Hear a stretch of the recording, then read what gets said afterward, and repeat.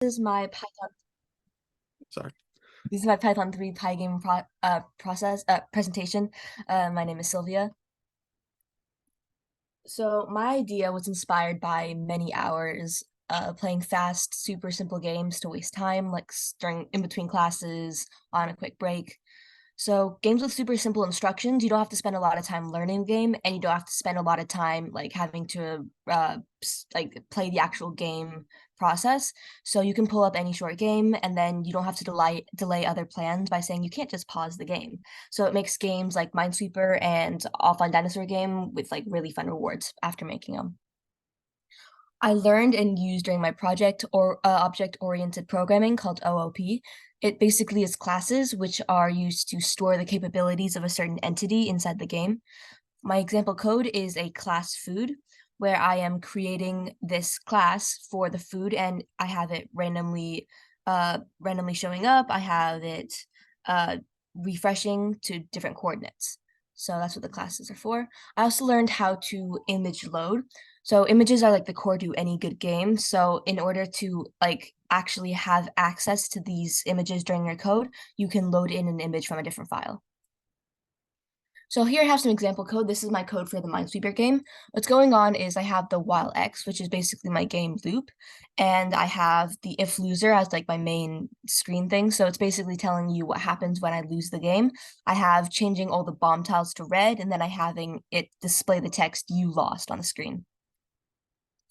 I also have code for the Chrome dinosaur.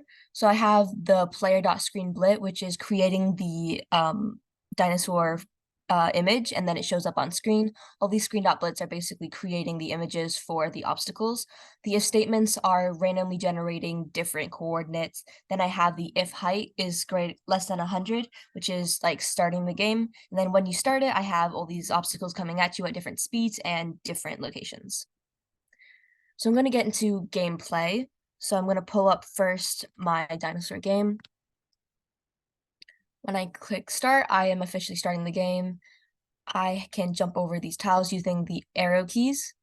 And then once I collide with a cactus, my dinosaur eyes go wide, telling me that the game is lost. Next up, I have my Minesweeper game. Pressing start here. So every time I click it, it tells it my code is trying to decipher whether or not there is a bomb underneath it, and if there's a bomb nearby, and then depending on how many bombs are nearby, it would give me a number to let me know. So once I collide with a bomb, if I click on a bomb, all the bombs turn red to show me where all the bombs are hidden, and then it tells me that I lost the game. So back to my presentation.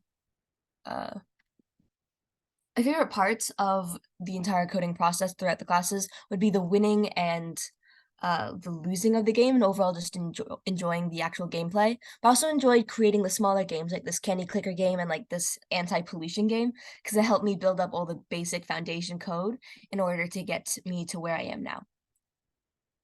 So as for improvement, I feel like for my Minesweeper game, a big but and difficult improvement would be instead of clicking every single zero tile, every time I click one zero tile, it will tell me all the nearby ones. If you saw every time I click zero, I had to keep clicking all the other ones.